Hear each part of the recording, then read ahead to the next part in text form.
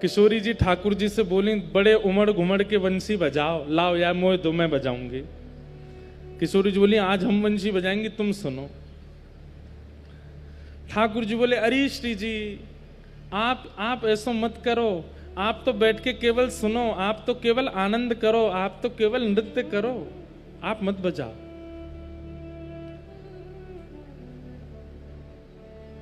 सब ललता विशाखा बोली, क्यों डर रहे हो कि तुम तो बढ़िया बजा देंगी? इन्हें अंदर संकोच लग रहा है।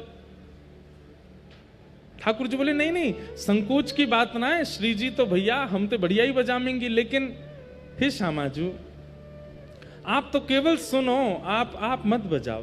किशोरी जी बोली, आज तो यही हट है कि हम वंशी बजाएंगे, हमें वंशी दो। ठाकुर जी बोले, अरे नहीं स्वामिनी जी, आप तो विराजी रहो, आप तो बस श्रवण करो। ललता विशाखा इतने तो पहुंच गई, हाथ पांव पकड़ लिए। ठाकुर जी को दो हमें वंशी, आज श्री जी बजाएंगे।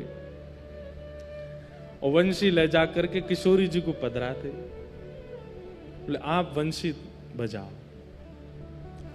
ठाकुर जी बोले, देखो मेरी बात मान जाओ, जे तुम पे नए बजेगी। ललता विशाखा बोली, श्री जी आज बजा के दिखाई दो, जब बहुत इतना में इन्हें यूं लगे इन पे ही आवे, सबरे कला सबरे गुण इन पे ही आवे, आपने बजा के दिखाए दो। ठाकुर जी दूर हाथ जोड़ के खड़े हैं। यहाँ किशोरी जी ने जैसे ही अपने अधर पर वंशी धारण करी, अपने कोमल उंगलियों से जैसे उसके छिद्रों को आच्छादित किया, और जैसे ही प्राण पिरोए वंशी में, बजे ही नहीं। खूब फूंक मार ली, खूब स्वर दे दिए, लेकिन वंशी बजे ही नहीं। ललता विशाखा ठाड़ी है गई ठाकुर जी के आगे, कहा टोना करके आयो जी, क्यों ना बज रही? अरे मैं पहले ही मना कर रहा हूं जी, ना बजेगी इन पे। क्यों नहीं बज रही है? हमारी श्यामा जी तो खूब सबरे वाद्य ने बजा ले, सबरे, कोई कला ऐसी नहीं है जो हमारी किशोरी जी पर नहीं आवे।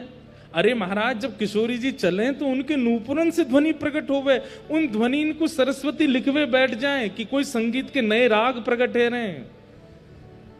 आपकी वंशी नहीं बजेगी उनसे। क्यों नहीं बज रही है, या के पीछे रहस्य बताओ। ठाकुर जी बोले, पहले मुंह को पधराओ फिर बताऊंगा। जैसी वंशी पधराई तो ठाकुर जी बोले, हे श्यामाजू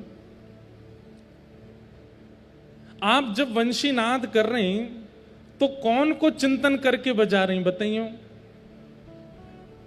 वंशी को स्वभाव है, जब तक कोई को चिंतन करके, कोई को हृदय में धारण करके, कोई को प्रसन्न करने की भावना से या में स्वर फूंकोगे तभी ये मधुर बजेगी। आप कौन को चिंतन करके बजा रहे हैं?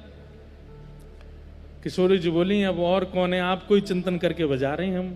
बोले, वही तो बात है, मेरी वंशी अनन्य है। अनन्य मतलब ना अन्य, ये एक की है। या वंशी को मैं जब भी बजाऊं तब आपको चिंतन करके बजाऊं, और मेरी वंशी को ये स्वभाव है कि किशोरी जी के चिंतन के बिना यदि या में कोई प्राण पिरोवे तो ये बजे ना है।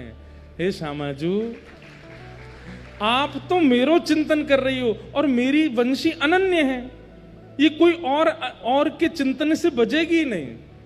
या हमारे आपको भी अगर मेरी वंशी बजानी है तो अपनो ही चिंतन करना पड़ेगा, तभी बजेगी, ये नहीं तो नहीं बजेगी। मानो श्याम सुंदर करें, देख रही हो श्री जी, मैं तो अनन्य हूं ही आपको, लेकिन मेरे संग रहवे वाली वंशी, मेरो श्रृंगार, मेरो मोरपिच, मेरी पाग, मेरे कुंडल, ये सब भी अनन्य हैं। भैया ठाकुर जी कोई आपको दिखावे को थोड़ी तैयार हूं मैं। ठाकुर जी को श्रृंगार कोई आपके लिए, आप एक बात स्पष्ट मान ली हो, यदि आप अपने ठाकुर की सेवा अपने नेत्रन को सुख देवे के काजे करोगे तो ठाकुर जी चोखे लगेंगे। लेकिन ये विचार करोगे कि आज शाम सुंदर निकुंज में जाएंगे, किशोरी जी भा जाएंगी, न कि अच्छो से तैयार कर दूं, वाद ना देखियो ठाकुर जी कैसे सुंदर तैयार होंगे, बार बार बलियां लेवे को मन होएगा, ऐसा होगा कि ठाकुर जी को नजर नहीं लग जाए। क्योंकि श्री ठाकुर जी को एक एक अंग अनन्य है किशोरी जी के लिए। वो मोर पिच्छ धारण करें, वो पीतांबरी पहने, वो वंशी धारण करें, जो भी कछु धारण किए सब किशोरी जी के सुख के लिए है। और वही वंशी श्री हितरवंश महाप्रभु के रूप में आई है। इसीलिए श्री नाभा जी कहते हैं, श्री राधा चरण प्रधान हृदय अति सुदृढ़ उपासी। हितरवंश महाप्रभु के चित्त की भावना कैसी, बोले राधा हृदय प्रधान। किशोरी जी के अलावा हम कोई को नाम भी नहीं जाने, ऐसी भावना है। कौन देवता, कौन महापुरुष, कौन सा अवतार, बोले हम तो एक ही जाने। बोले कौन, बोले राधा, बस। या के अलावा हमको ये जाने ना है। क्यों? क्योंकि अब से नहीं भैया, ये द्वापर युग से ही अनन्य है किशोरी जी के। स्वयं श्याम सुंदर भी यदि कभी चाहें कि मैं वंशी में, इसीलिए वंशी, मुरली और वेणु ये अलग अलग हैं। ठाकुर जी को जब जनमानस को रिझान होवे तब ठाकुर जी वेणु बजावे, ठाकुर जी को जब अपने इनको रिझान होवे तो मुरली बजावे, लेकिन किशोरी जी के भाव से तो ठाकुर जी वंशी बजावे। और ये वंशी अनन्य है, केवल किशोरी जी के लिए है और किसी के लिए नहीं। इसीलिए वही वंशी जब हितरवंश महाप्रभु के रूप में आए तो अनन्य भाव किशोरी जी के लिए। इसीलिए नाभा जी कहते हैं, श्री राधा चरण प्रदान हृदय अति सुदृढ़ उपास्य। अरे ठाकुर जी भी पीछे हैं, पहले किशोरी जी, पहले लाडली जी। एक बार एक रासलीला है रही कथा में, तो कछु प्रसाद बनो, तो हम मंच पे गए, प्रिया प्रियतम दोनों जो स्वरूप सरकार उनको पवाने के लिए। सामान्य सी बात है, हम लोगों ने ज्यादा पता तो है नहीं, हम सीधे गए प्रसाद लेकर के। जैसे ही ठाकुर जी को पवाने लगे, जो ठाकुर जी को स्वरूप बने, तो मुंह इशारों का करें, पहले इन्हें पवाओ, बगल में जो श्री जी बैठी हैं पहले इन्हें पवाओ। मैंने कि अच्छा। और फिर जैसे ही मैं पवाने लगा तो मुझे बोले पूरा मत पवाइयो, नेक पवाइयो, और प्रसादी फिर मोह पवाइयो। मतलब हमारे यहाँ की रासलीला में स्वरूप सरकार भी या भाव से विराजे कि ये श्री जी हैं, इनको प्रसादी हमको पानो है, वही भाव से। अरे कोई पहले ठाकुर जी को जाके प्रणाम कर ले, बगल में श्री जी बैठी हैं, तो ठाकुर जी न्यों देखें कहीं मेरी लकुटी कहाँ गई, पहले वहां प्रणाम कर, फिर यहां प्रणाम करियो, पहले श्री जी को वंदन करे। तो ये सब भाव हमारे रसिक जन जब से विराजे, श्री हितरवंश महाप्रभु, स्वामी श्री हरदास जी महाराज आदि आदि, इन रसिकन के भाव से प्रधानता भई कि भैया ठाकुर जी भी हमारे जिनको पूजे उनको पहले वंदन। तो श्री राधा चरण प्रधान हृदय अति सुदृढ़ उपासना। कैसी उपासना, बोले सुदृढ़।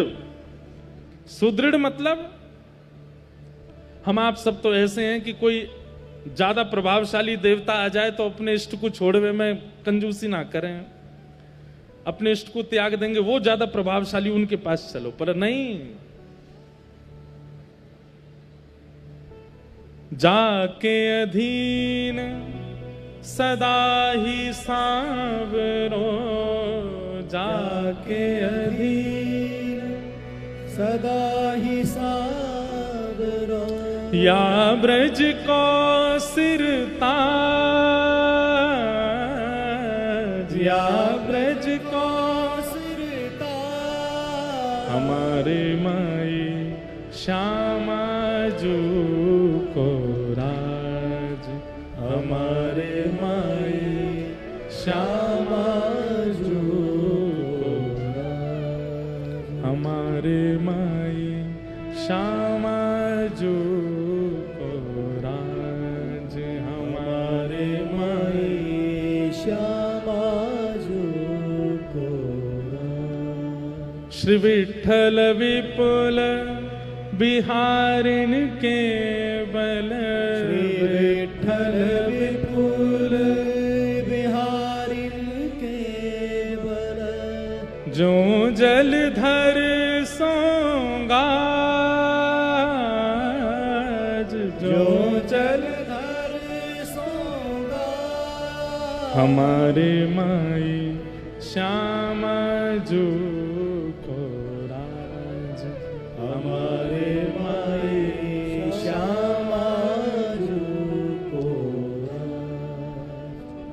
क्योंकि हितरवंश जी वंशी के अवतार हैं और वंशी ठाकुर जी के, और ठाकुर जी की प्रत्येक वस्तु किशोरी जी के लिए अनन्य है।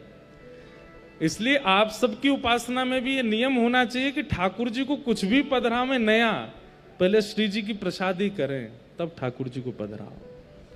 नहीं तो आप देखेंगे श्रृंगार ठाकुर जी उतार दें, कभी श्रृंगार ठाकुर जी, कभी गले की माला ढीली है गई, कभी मुकुट फेंक दियो, कभी बंशी जी घेर दें। वह समय यही समझियो कि ठाकुर जी कह रहे अरे पहले श्री जी की प्रसादी कर तब मुकुट दियो। ऐसे श्री हितरवंश, इसीलिए श्री राधा चरण प्रधान हृदय अति सुदृढ़ उपास्य। कुंज केलि दंपति तहां की करत खवासी। कुंज निकुंज की लीलान की जो खवासी करें ऐसे श्री महाप्रभु जी सदा उसी भाव में रहते हैं कि श्री प्रिया प्रियतम निकुंज में बस सुख सो विराजे रहें।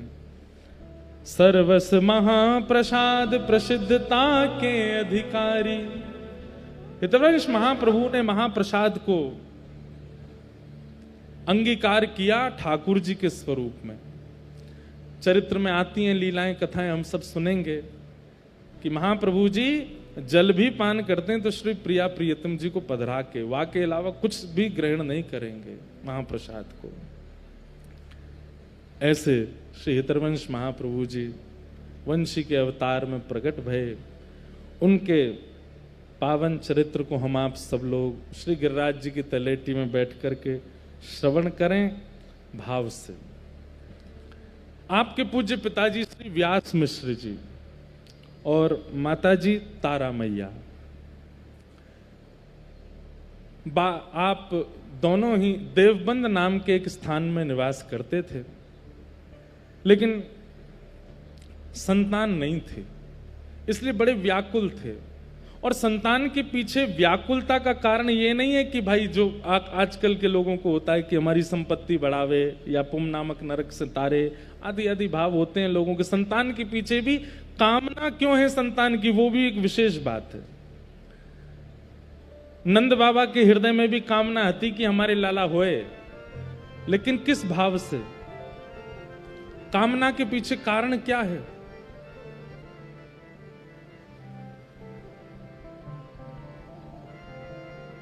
बोले गौ ब्राह्मण संत आदि इनकी सेवा है सके, ऐसो एक सेवक चाहिए, पुत्र की कामना नहीं है। सेवक की कामना से पुत्र की याचना करी, ठाकुर जी आ गए। श्री व्यास मिश्र जी के चित्त में भी भावना ऐसी थी कि ऐसे बालक घर में जन्मे जासे धर्म प्रचार भक्ति प्रचार की योजना बन सके। एक दिन आपके बड़े भैया श्री नृसिंह आश्रम जी महाराज, जो कि विरक्त हो चुके थे, उनके अनेक अनुयायी थे। एक दिन वो भ्रमण करते करते देवबंद आए, तब आप अपनी पत्नी के साथ उनको प्रणाम करने गए, श्री व्यास मिश्र जी तारा मैया के साथ। इन्हीं के बड़े भैया हैं, लेकिन हमारे यहाँ नियम है कि विरक्त हो संन्यास हो जाएं तो फिर उसके बाद पूर्व संबंधों को इतना विशेष महत्व नहीं, सब समान होते हैं। नरसिंह आश्रम जी को प्रणाम करने के लिए गए तो नरसिंह आश्रम जी ने जब तारा मैया का मुख देखा तो बोले, बहू आपके मुखमंडल की भावना से तो ऐसा लगता है कि आप किसी बात से उदास हो, क्या बात है? बहुत ध्यानपूर्वक सुनिएगा। तब आपने कहा कि एक संतान की कामना है, एक पुत्र हो परिवार में। नृसिंह आश्रम जी दिव्य दृष्टि वाले थे, उन्होंने देख करके ये अनुमान लगा लिया था कि इस जन्म नहीं अगले जन्म में भी संतान की योजना तो नहीं है इनके यहाँ। उन्होंने ऐसे एक प्रवचन जैसे कर दिए कि लाली अब देखो जैसी ठाकुर जी की इच्छा है अब उसी इच्छा को ही सर्वोपरि मानो, जैसी व्यवस्था व्यवहार है उसी में ही राजी रहो। तारा मैया बोली, व्यास मिश्र जी तो शांति बैठे थे, लेकिन तारा मैया बोली, तुम प्रभु अगर प्रारब्ध में जो लिखा है, भाग्य में जो लिखा है, उसी पर चलना है, तो फिर महापुरुषों के प्रणाम का क्या फल है? अब हमारे भाग्य में लिखा है कि आगे चल के हमको गिर जाना है, आगे चल के हमारा पतन हो जाना है, आगे चल के हमारे जीवन में जो भी होना है, तो फिर महापुरुषों के प्रणाम में इतना भी बल नहीं कि किसी का भाग्य परिवर्तित हो सके।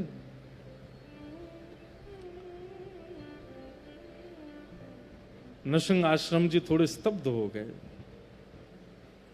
मन में विचार करने लगे कि तर्क होता तो उत्तर देता, वितर्क होता तो उत्तर देता, कुतर्क होता तो भी उत्तर देता, लेकिन तर्क वितर्क कुतर्क नहीं है। यहां तो भक्ति साधन और महापुरुषों की कृपा पर प्रश्न है।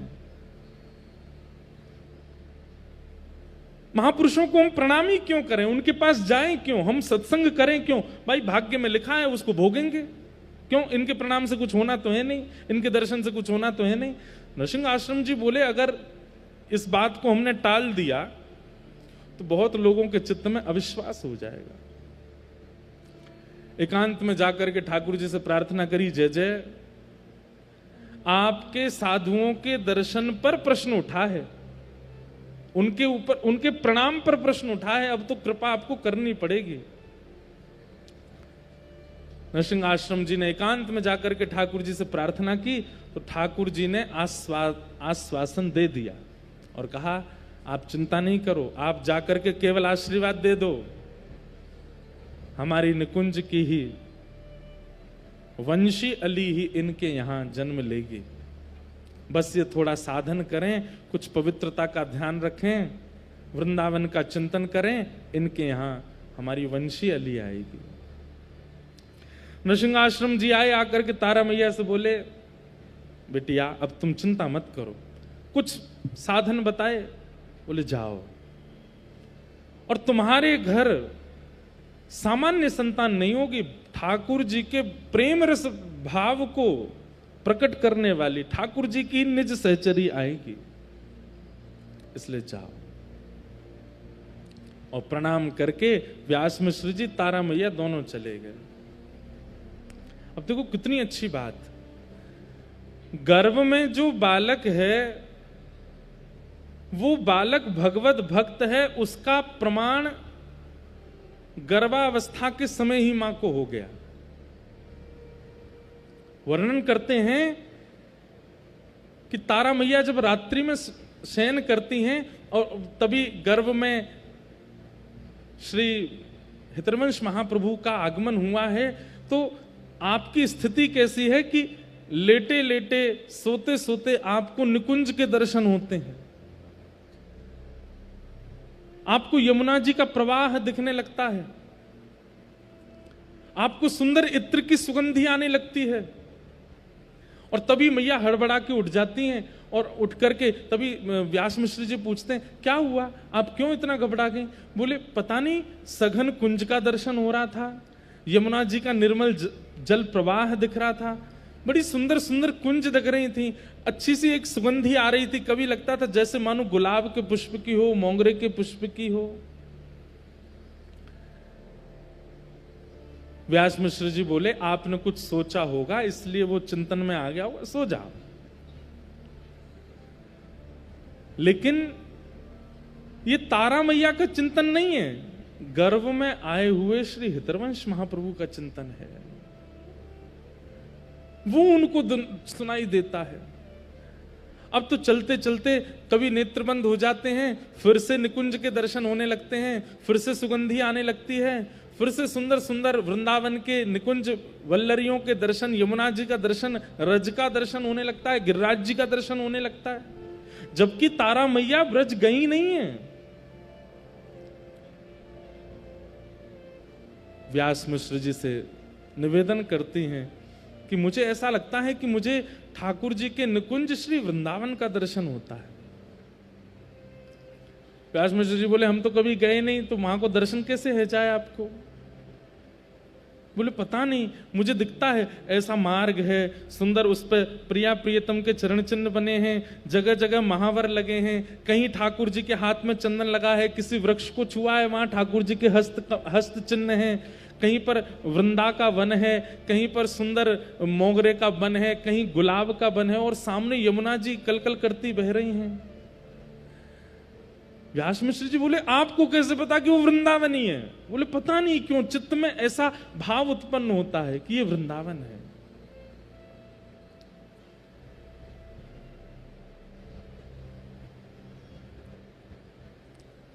अब तो निवेदन करने लगी कि एक बार वृंदावन ले चलो। व्यास मिश्र जी बोले ऐसी अवस्था में कैसे लेके चलें आपको? बोले एक बार ले चलो बस। क्योंकि जैसे एक भूखे व्यक्ति को व्यंजन का स्मरण होता है, प्यासी व्यक्ति को जल का स्मरण होता है, ऐसे एक प्रेम विरही व्यक्ति को धाम का स्मरण होता है। और उस समय यदि धाम का आस्वादन ना कराया जाए तो प्यासे की स्थिति और भूखे की स्थिति के समान पीड़ा होती है। हम आप सबको ऐसा आस्वादन होता है कभी ब्रज का? लेकिन तारा मैया बेचैन हो गई, बोले वृंदावन चलो, वृंदावन चलो, वृंदावन चलो। व्यास मिश्र जी एक राजा के यहां, राजा उनको बहुत सम्मान करता था, आप ज्योतिष के बड़े अच्छे ज्ञाता थे, तो राजा से जाकर के कहा कि हम अपनी गृहिणी को लेकर वृंदावन जाएंगे। तो राजा ने कहा महाराज जी आपकी आज्ञा हो तो हमें आगरा जाना है किसी काम से, हमारे संगी आप हो लीजिए, संग में खूब सेवक आदि भी हैं, तो उनकी गर्भावस्था अभी समय है, सेवा भी हो जाएगी। और निकल पड़े वृंदावन की ओर। कहते हैं ज्यों ज्यों वृंदावन की ओर पालकी बढ़े त्यों त्यों तारा मैया के नेत्र अपने आप सजल हो जाते हैं। बंधु दो प्रकार से भाव चित्त में प्रकट होते हैं, या तो रसिक जनों के संग के द्वारा रसिक जनों की वाणी सुनकर के भाव उत्पन्न होता है, या ठाकुर जी का कोई वैष्णव भक्त या वैष्णव जन आपके द्वारा इस संसार में आना हो तो चित्त में ऐसे भाव उत्पन्न होते हैं। बैठी बैठी तारा मैया रोने लगती हैं, श्री वृंदावन प्राण वृंदावन जीवन वृंदावन कहने लगती हैं। व्यास मिश्र जी समझ नहीं पाते कि ये स्थिति इनकी बन कैसे रही है। जैसे वृंदावन पहुंचे, अब राजा ने तो अपनी सभा वहीं उनको कह दिया कि आप लोग दर्शन करो, हम आगरा निकलते हैं, कुछ लोगों को छोड़ दिया साथ में। अब स्थिति यह है कि तारा मैया चल रही हैं वृंदावन में, और उस समय में वृंदावन में कुछ भी नहीं है, और वो अपने आप कहती हैं आगे आगे एक वन में एक ऐसा पुष्प लगा होगा। व्यास मिश्र जी कहते हैं आपको कैसे पता? बोले देख लेना, और आगे चल के देखते हैं तो वही पुष्प मिलता है। अब देखो यहां से हम इधर मुड़ेंगे ना, थोड़ी दूर तो वहां से यमुना जी दिखाई देंगी, और थोड़े हम आगे जाएंगे तो वहां एक टीला होगा, वहां से गिरिराज जी दिखाई देंगे। और व्यास मिश्र जी जहां जहां जाएं तो जैसा मैया पहले बता दें वैसा ही उनको दिखाई दे। व्यास मिश्र जी भी समझ गए कि इनका स्वप्न असत्य नहीं था, इनका चिंतन असत्य नहीं था। यमुना जी के तट पर बैठ गई मैया और बस चिंतन कर रही हैं, आस्वादन कर रही हैं, मानो यही जीवन है, यही प्राण है, यही सर्वस्व है। वृक्ष को स्पर्श करती हैं तो मानो ऐसा इच्छा होती है कि इसको हृदय से लगा लूं। सायंकालीन समय हुआ, व्यास मिश्र जी बोले देवी अब चलें, रात्रि हो गई है, ये बड़ा निर्जर वन है, यहाँ पे बड़े बड़े राक्षस प्रवृत्ति वाले लोग रहते हैं, हमें यहाँ से चलना चाहिए। वृंदावन से जैसे निकलने लगे उनकी तो स्थिति ऐसी हो गई कि अब वृंदावन से जा ही नहीं पा रही हैं, मानो जैसे बार बार पीछे मुड़ के देखती हैं और कहती हैं कुछ योजना नहीं बन सकती कि हम यहीं रह जाएं। व्यास मिश्र जी कहते हैं अब ये भावुकता में मत रहो, चलो जल्दी, अभी आपकी स्थिति ऐसी नहीं है जिद करने की, गर्भ में बालक है, आप अभी जिद मत करो, चलो ऐसी जगह हमें रात्रि से पहले पहुंचना है जहां व्यवस्था हो शयन करने की। और तभी सायंकालीन समय व्यतीत हुआ, रात्रि काल आई, लेकिन ठाकुर जी की कैसी योजना कि ब्रज से बाहर जा ही नहीं पाए। और 84 कोस के ब्रजमंडल के भीतर ही बादगाम ही पहुंचे। मथुरा से नेक आगे आगरा की ओर जा रहे थे, वहीं मैया को ऐसी प्रसव पीड़ा हुई। वहीं प्रसव पीड़ा के कारण पास के गांव में ले गए व्यास मिश्र जी तारा मैया को। गांव के सब लोग इकट्ठे हो गए, अरे आओ आओ आप यहाँ विराजमान हो जाओ, यहाँ आप बिल्कुल सुख से विराजो, कोई चिंता की बात, हम सब सेवा। सब माताएं इकट्ठी हो गई। 2-3 दिन तक वहीं विराजे रहे और पावन एकादशी का दिन आया और जैसे हमारी किशोरी जी का प्रारंभ सूर्य उदय के काल में जन्मोत्सव मनाते हैं, ऐसे ही सूर्य धीमे धीमे उदयमान हो रहे हैं और तभी तारा मैया के पावन कुक्षी से श्री वृंदावन रस को प्रकट करवे वाले हरित त्रयी में जिनको प्रमुख नाम है, ऐसे श्री हितरवंश महाप्रभु को प्रादुर्भाव भयो। श्री हितरवंश चंद्र जू की महाप्रभु जी को प्रादुर्भाव भयो। आहा, ऐसो सुंदर स्वरूप है। सब भीड़ लग गई बादगाम में लोगन की देखवे की, मानो ऐसो लग रहा हो साक्षात कोई ठाकुर जी की सहचरी प्रकट भई है। दर्शन करके सब आनंदित है गए, सब बलैया ले रहे हैं, सब महाप्रभु जी को दर्शन करके सुख में आ रहे हैं। आहा, पूरे ब्रजमंडल में धीमे धीमे ये चर्चा फैलने लगी। अब जहां जहां रसिक स्थिति वाले थे वे सब मानो धीमे धीमे उन सबके चित्त में ही अपने आप भाव उत्पन्न होने लगा कि ये कोई रसिकाचार्य ही आए हैं, ये कोई महापुरुष ही आए हैं। और सब वहां जाकर के महाप्रभु जी के मंगल दर्शन कर रहे हैं। हमारे रसिक जन खूब सुंदर सुंदर बधाई महाप्रभु जी के प्राकट्य की गाते हैं। हम आप सब लोग भी कुछ बधाइयों को गा करके महाप्रभु जी का पावन जन्मोत्सव, पावन उत्सव का आनंद लेंगे। जय हो। बोलो हितरवंश महाप्रभु की जय। आहा,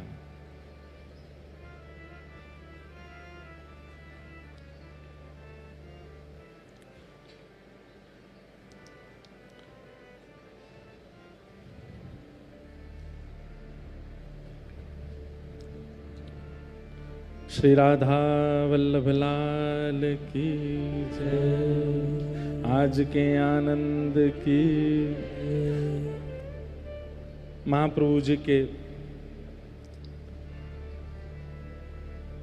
पावन जन्मोत्सव को सब ब्रजवासी बड़े भाव से मना रहे हैं।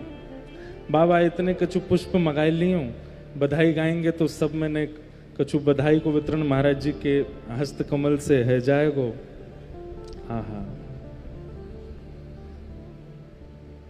जय जय राधा वल्लभ हित हरिवंश, जय जय राधा वल्लभ हित हरिवंश, जय जय राधा वल्लभ हित हरिवंश, जय जय राधा वल्लभ हित हरिवंश, जय जय श्री वृंदावन श्रीवन चंद्र, जय जय श्री वृंदावन श्रीवन चंद्र, जय जय राधा वल्लभ प्यारो हरिवंश, जय जय राधा वल्लभ प्यारो हरिवंश, जय जय राधा वल्लभ प्यारो हरिवंश, जय जय राधा वल्लभ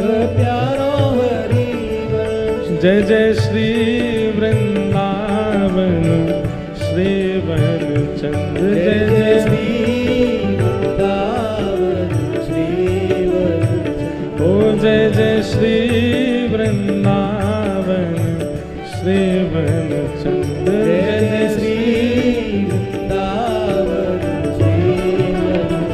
हो जय जय राधा वल्लभ प्यारो हरिवंश। जय राधा वल्लभ प्यारो हरिवंश। हो जय जय राधा वल्लभ प्यारो हरिवंश। जय राधा वल्लभ प्यारो हरिवंश। बधाई आज व्यास मिश्र के धाम, बधाई आज व्यास मिश्र के धाम। हाँ बधाई आज व्यास मिश्र के धाम। बधाई आज व्यास मिश्र के धाम। हाँ प्रगति भुव की वर्षी हो, प्रगति भुव की वर्षी। हाँ प्रगति भुववंशी रस हो, प्रगति भुववंशी रस हो। बधाई आज व्यास मिश्र के धाम, बधाई आज व्यास मिश्र के हाँ बधाई आज व्यास मिश्र के धाम, बधाई आज व्यास मिश्र के धाम।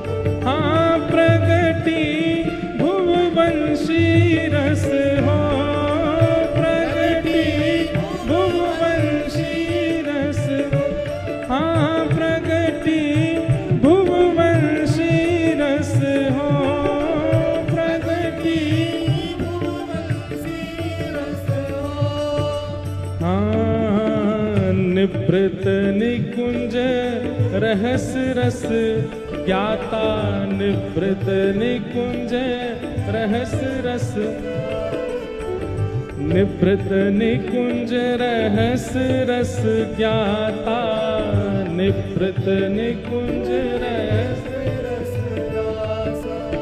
दाता राधा नाम उद्गाता, दाता राधा हाँ दाता राधा नाम उद्गाता। ओ रसिकन के प्राण आधार, रसिकन के प्राण आधार। हाँ रसिकन के प्राण आधार। रसिकन के प्राण आधार। हाँ प्रगति भुव वंशी रस की हो, प्रगति भुव वंशी रस की हो। हाँ प्रगति भुव वंशी रस की हो।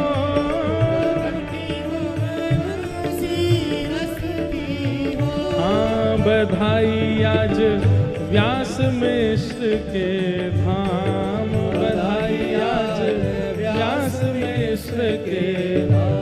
हे बधाई आज व्यास मिश्र के धाम, बधाई आज व्यास मिश्र के धाम। हे प्रगट भुव वंशी रस की हो, प्रगट भुव वंशी रस की हो।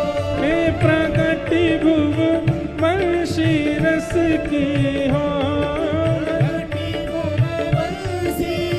श्री राधा वल्लभ लाल की।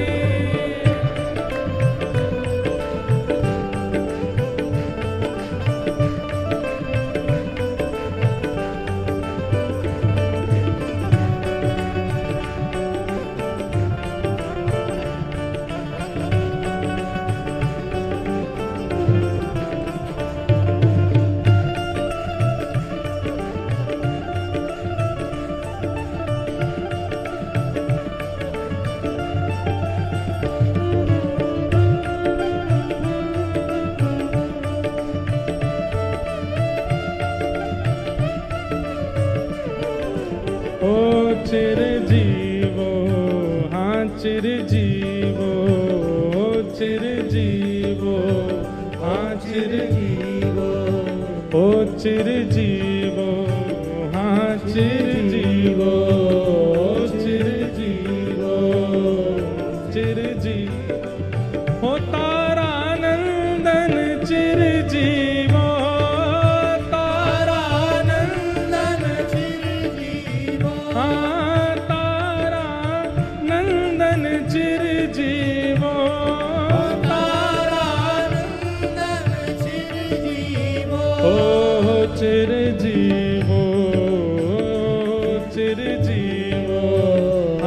चिरजीवो चिरजीवो हो तारानंदन चिरजीवो तारानंदन चिरजीवो हे तारानंदन चिरजीवो तारानंदन चिरजीवो हित सो देत आशीष बंधु जन हित सो देत आशीष बंधु जन हित सो देत आशीष बंधु जन हित सो देत आशीष बंधु जन हित सो देत आशीष बंधु जन हित सो देत आशीष बंधु ओ चिरजीवो चिरजीवो चिरजीवो चिरजीवो चिरजीवो चिरजीवो चिरजीवो चिरजीवो हो तारानंदन चिरजीवो तारानंदन चिरजीवो हे तारानंदन चिरजीवो तारानंदन चिरजीवो वृंदावन हित रसिक मुकुटमणि वृंदावन हित रसिक मुकुटमणि वृंदावन हित रसिक मुकुटमणि वृंदावन हित रसिक मुकुटमणि हे रस उद्धारक छंद मुकुटमणि रस उद्धारक चिरजीवो चिरजीवो चिरजीवो चिरजीवो ओ चिरजीवो चिरजीवो चिरजीवो चिरजीवो हे तारानंदन चिरजीवो तारानंदन चिरजीवो हे हरि की वंशी चिरजीवो हरि की बंसी चिरजीवो हे तारानंदन चिरजीवो तारानंदन चिरजीवो ओ चिरजीवो चिरजीवो चिरजीवो चिरजीवो चिरजीवो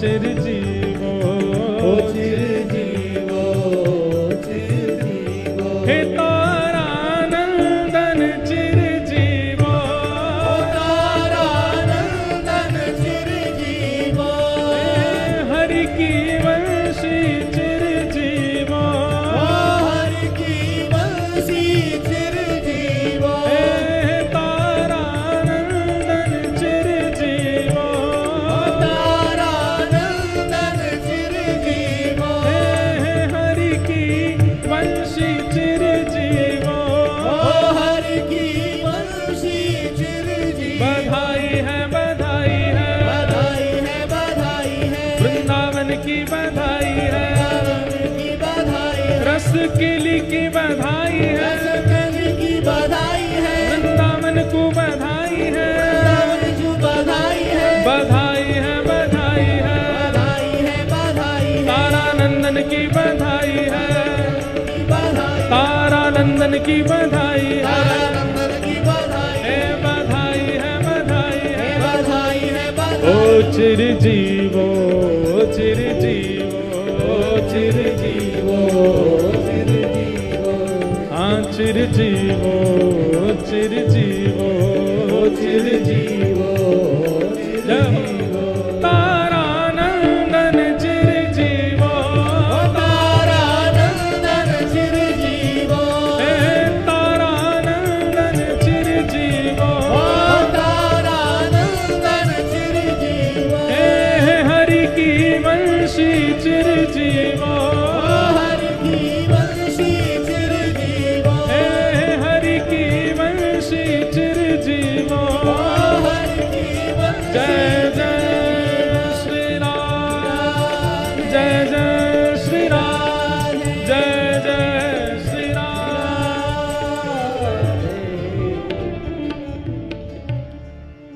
चिरजीवो चिरजीवो चिरजीवो चिरजीवो ओ हरि की वंशी चिरजीवो हरि की वंशी चिरजीवो तारानंदन चिरजीवो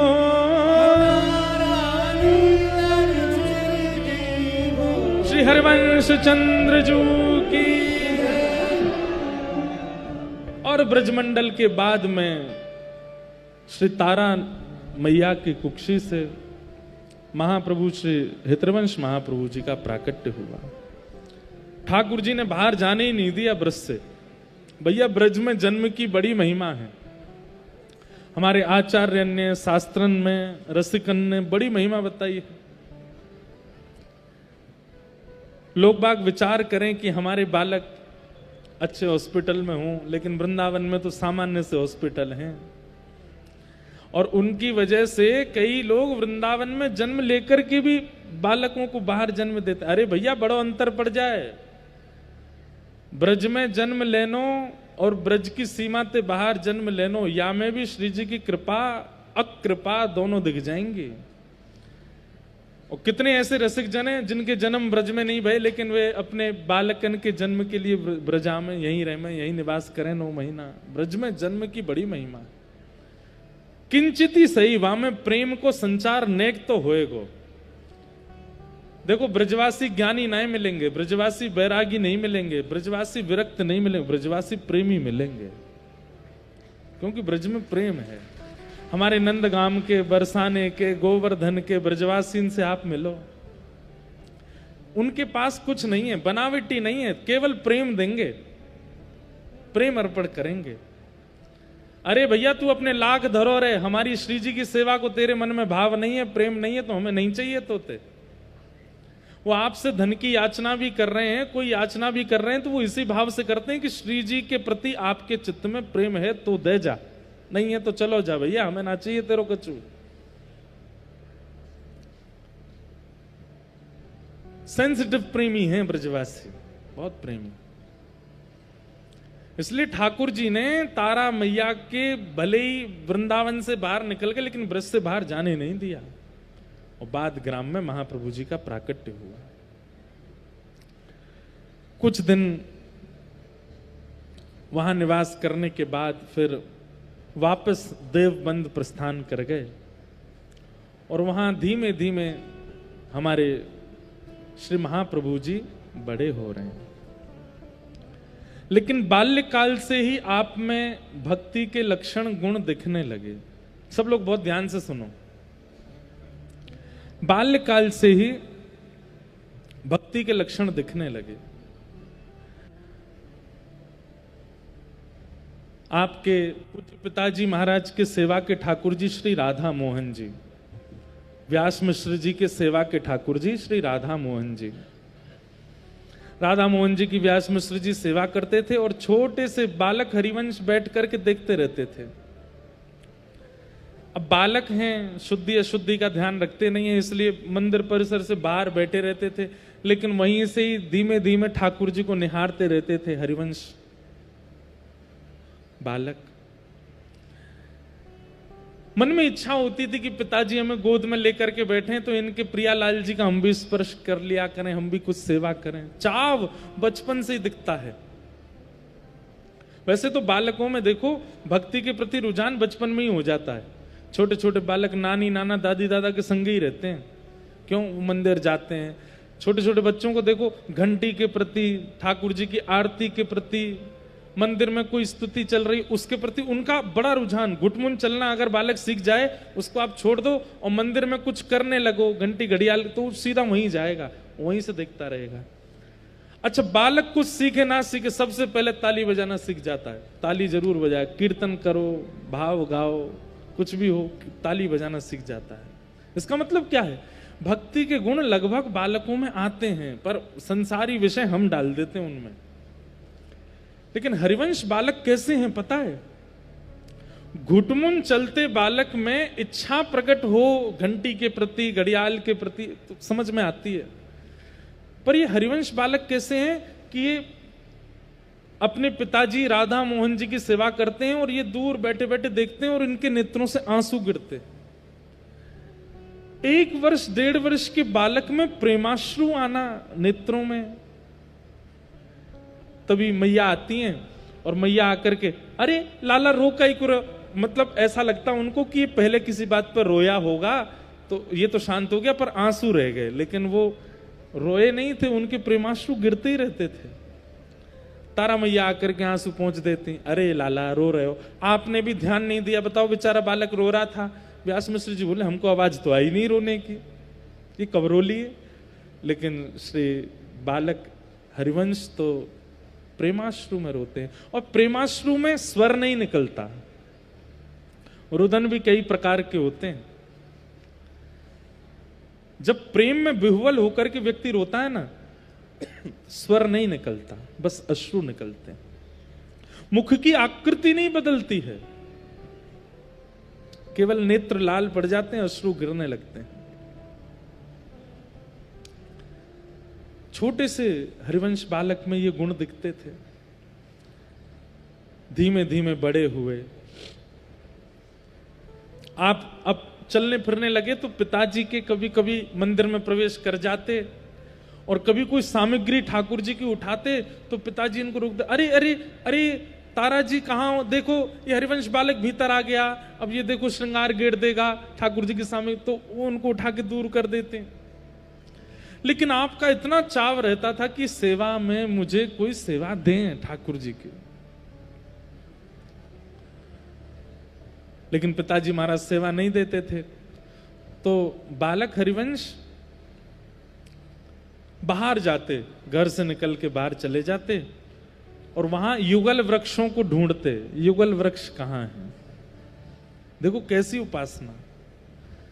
युगल वृक्ष को ढूंढते जहां 2 वृक्ष आसपास खड़े हों, और उन युगल वृक्ष को ही श्री कृष्ण और प्रिया जी के भाव से देखते। और एक वृक्ष को तो बढ़िया पीतांबरी पहना देते, एक वृक्ष को सुंदर चुनरी उड़ा देते, और वहीं बैठ करके पता नहीं क्या, अब छोटे बालक कुछ भी करते हैं एकांत में बैठ करके, तो माता पिता को लगता है ये ऐसे ही बालक कर रहा है कुछ एकांत में, लेकिन उनकी वो सेवा पद्धति थी। एक दिन अब धीरे धीरे बड़े हो गए, तो गांव के कई बालक इनसे मित्र हो गए इनके।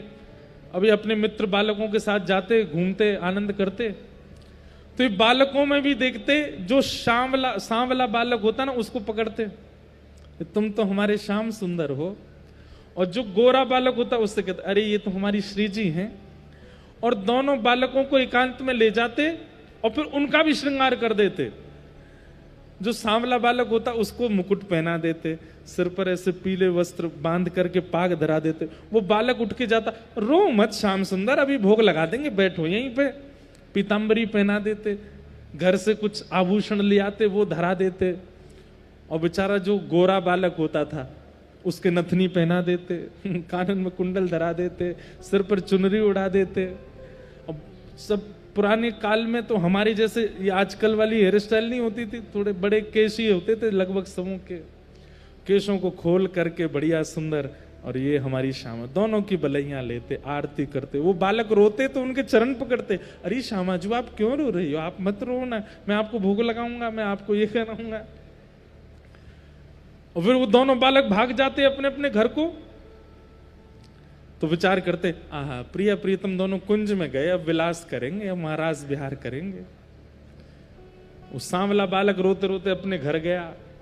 माता पिता बोले, जे क्या करे आया? बोले हरिवंश बालक श्रृंगार कर देता हमारा। सांवले बालक कोई तो फिर भी ठीक, लेकिन जो गोरा बालक गया, उसकी माता जो एक कौन सी नई बहू आई है? अरे नई बहू नहीं, आपको लाला हूं मैं। बोले ये क्या बन के आया है तू? बोले वो हरिवंश बालक श्रृंगार कर देता है। तो महाराज लोग बाग जैसे गोपियां शिकायत लेकर के यशोदा मैया के पास जाती, ऐसी शिकायत ले ले करके देवबंद की सब गोपियां आती तारा मैया के पास। बोले मैया तुम्हारे लाला को कैसे स्वभाव है? बोले क्यों? ये हमारे बालकन ने छोरी बना दे, छोरा बना दे, उनको श्रृंगार मुकुट उकुट धरा दे। अब तारा मैया हरिवंश बालक को, लाला ऐसा नहीं करते, ऐसे तुम क्या ऐसे तो नहीं, वो प्रिया जी हैं मैया, वो श्याम सुंदर है, वो प्रिया जी हैं। अब ये हो गया कि बालकों से मना कर दिया, इनके साथ मत खेलो, तो बेचारे अकेले घूमते। दूर से बालकों को, तुम इधर आ जाओ, और नहीं तुम श्रृंगार कर दो कि नहीं आ रहे, तो फिर वृक्षों का श्रृंगार करते। बोले ठाकुर जी कोई जीव में ही थोड़े ही है, वो तो सब जगह है। तो युगल वृक्षों का श्रृंगार करने लगे। ना जाने कितने वृक्षों का श्रृंगार किया, क्योंकि पिताजी निज सेवा देते नहीं है। एक दिन इनके मन में भाव आया, बोले आज श्याम सुंदर तो बनेंगे श्यामा सखी, और लाल जी और लाडली जी बनेंगे दान लेवे वारे लाला। लीला ऐसी है कि किशोरी जी ठाकुर जी से बोली, तुम हमसे दान मांगो, दही को, मक्खन को, दूध को। ठाकुर जी बोले तो ये तो हमारा अधिकार है, मथुरा को मार्ग हमारे पिताजी ने बनाया, तो या मार्ग को कर लेने को अधिकार हमारो है। तो किशोरी जी बोली, एक बार तुम दान लेके जाओ और हम लूटेंगे, तुम्हें तो पता चले कैसा लगे। तो ठाकुर जी बोले ठीक है।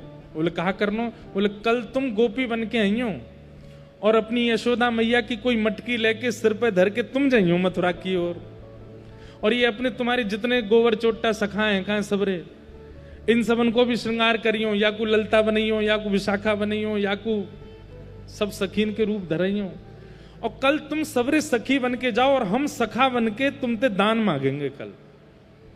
इस लीला का चिंतन महाप्रभु जी कर रहे हैं बाल्यकाल में। आहा, किशोरी जी मुकुट पहन के आई हैं, पीतांबरी पहन के आई हैं, सुंदर वनमाल धारण करके आई हैं, हाथ में वंशी लेकर के, जैसे ठाकुर जी टेढ़ी मेढ़ी चाल चलें ऐसे किशोरी जी चलती भई आई हैं, और सब सखी आई हैं। किशोरी जी को श्याम सुंदर के रूप में देख करके सब सखी बलिहारी जा रही हैं, इतनी सुंदर लग रही हैं हमारी प्रिया जी। लेकिन जैसे ही श्यामा सखी आई, जब श्याम सुंदर सखी बनकर के आए, सिर पर सुंदर ओढ़नी डाली है, आंखन में लंबो लंबो काजल लगाया हुआ है, नाक में नथ बेसर, छुप के यशोदा मैया को श्रृंगार ढूंढ ढांड के पहन के आए हैं जैसे तैसे, और जैसे ही सिर पे मटकी लेके जैसे सब सखी चले, ऐसी गजगामिनी चाल में ठाकुर जी चलते हुए आ रहे हैं। किशोरी जी ऐसे हाथ धर के ठाड़ी हैं दूसरे सखा पे, तो सब सखा बने। अरे जी कौन की छोरी आ रही है चलती भाई मटकती भाई सामने थे। तो फिर ललिता जी कह रही, अरे नंद ये वृषभानु गोप की लाली है। बोले अच्छा वृषभानु गोप की लाली है। अरे लइयो तो लगे बहुत दिनाते नहाई नहाए, ऊपर कहा लेके जा रही? बोले दूध लेके जा रही। बोले या को मटकी फोड़ दें, या को स्नान करा दें आज। अब सामने ठाकुर जी सुनने, नाय नाय नाय नाय, अरे अरे ठाकुर जी ऐसा मत करियो, मैं भीज जाऊंगी सबरी, दूध में है जाऊंगी, और मेरे पिताजी नई नई साड़ी लेके आए, नई ये लेके, नाय नाय आज तो नवामेंगे। अब ठाकुर जी की तरह गिलोल लेकर के श्री जी पीछे भाग रही हैं, ठाकुर जी आगे भाग रहे हैं। ललिता विशाखा सखा बन करके सब रास्ता रोक रही हैं, पीछे पीछे अपने लहंगाने संभालते हुए मधुमंगल श्री दामाऊ आ रहे हैं, कभी इधर को गिर रहे हैं, कभी उधर को गिर रहे हैं। अब इस छवि का दर्शन कर रहे हैं। तो आज हरिवंश महाप्रभु के मन में आया, बोले आज तो यही श्रृंगार होना चाहिए, और युगल वृक्ष के पास जाकर के मुकुट धरा दियो श्री जी को, पीतांबरी धरा दी श्री जी को, पजम्मी धरा दी श्री जी को, और लहंगा चुनरी नथ बेसर ये धरा दी श्याम सुंदर को। क्योंकि जो वाम भाग को वृक्षों को वो ठाकुर जी हैं, और जो दाहिने भाग को वृक्षों को वो किशोरी जी हैं। ठाकुर जी के लिए वाम भाग में किशोरी जी हैं, पर हमारे लिए तो वाम में ठाकुर जी, दाहिने में किशोरी जी। जैसे श्रृंगार किया, आहा कितने सुंदर लग रहे हैं, कितने मनोहर लग रहे हैं, कितने प्यारे लग रहे हैं। आपके पिताजी अपने ठाकुर जी का श्रृंगार कर रहे थे और खिड़की में से देख रहे थे कि हरिवंश बालक श्रृंगार कर रहा है, और तभी वो देखते हैं कि चलो अच्छा है, श्रृंगार ऐसे सीख जाएंगे, फिर कल को ठाकुर जी की सेवा करेंगे। पर आपने विचार किया है ये वाम भाग के वृक्ष को तो श्री जी का श्रृंगार धराया और दाहिने भाग के वृक्ष को लाला को श्रृंगार धराया हो। कोई नहीं, अभी बालक ही तो हैं, भूल गए होंगे, विपरीत श्रृंगार कर दिया, आएंगे ना जब तो समझा दूंगा मैं। और व्यास मिश्र जी अपने ठाकुर जी की सेवा करके रसोई घर में गए, जैसे ही लौट करके आए प्रसाद लेकर के भोग लगाने के लिए, जैसे ही अपने राधा मोहन प्रभु जो उनके सेवा के ठाकुर जी उनके सामने पधराया प्रसाद और नेत्र उठा करके श्रृंगार देखा तो घर के ठाकुर जी ने भी विपरीत श्रृंगार कर लिया। किशोरी जी ने मुकुट धारण कर लिया, पीतांबरी पहन ली है, श्याम सुंदर की तरह श्रृंगार, और मंदिर के और ऐसे नहीं कि उल्टो सीधो, बिल्कुल व्यवस्थित, जैसे मानो यही करके गए हो श्रृंगार। नथ बेसर पहनी है, मुख में लालिमा लगाई है, चुनरी ओढ़ करके ठाकुर जी खड़े हैं।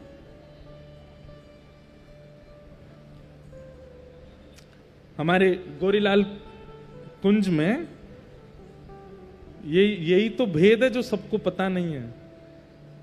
वहां क्या है, बोले गोरीलाल। वहां गोरी जो हैं, किशोरी जी जो हैं, वो लाला बन के खड़ी हैं और लाला जो है वो श्री जी बन के थाड़े हैं, इसीलिए वहां स्थान को नाम है गोरीलाल।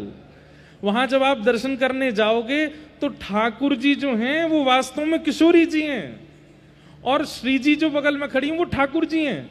महाराज जी ने एक भेद और बताया मुझको, अभी जब होली पे गए तो महाराज जी बोले एक भेद और बताया। मैंने कहा हाँ।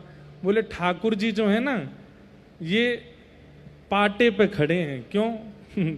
लाडली जी से छोटे हैं हाइट में, क्योंकि श्री जी हैं, इसलिए पाटा के ऊपर खड़े हैं लाला बन करके। तो बोले कौन है? बोले श्री जी हैं, और बगल में जो चुनरी ओढ़ करके ठाड़ी है वो ठाकुर जी हैं, इसीलिए गोरी लाल।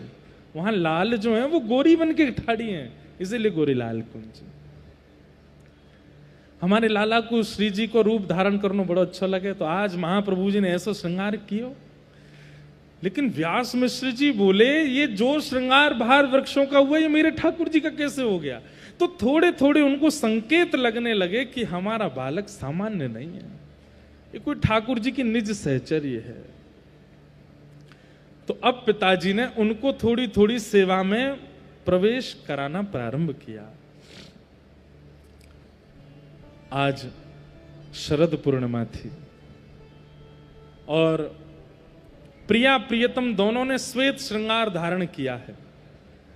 श्वेतई पटका, श्वेतई पाग, श्वेतई पजम्मी, श्वेतई पीतांबर, सब कुछ श्वेत है। आज पीतांबर नहीं, आज श्वेतांबर है, सब श्वेत पहना है। अच्छा, इसके पीछे राज क्या है? श्वेत क्यों? क्योंकि शरद पूर्णिमा की जो चंद्रमा की किरण है वो आज सबको एक रंग कर देती है। सबके वस्त्र श्री जी के भाव से दिखने लगते हैं और सबके मुखमंडल जो वो श्याम सुंदर की तरह दिखते हैं सखियों के, इसलिए श्वेत धारण करते हैं शरद पूर्णिमा को। आप श्वेत पहन लीजिए, सफेद पहन लीजिए, तो आप कितने भी गोरे हो अपने वस्त्र के आगे सांवले ही लगोगे। अगर आप सफेद पहन लोगे तो नेक सांवरो ही आपका मुखमंडल जो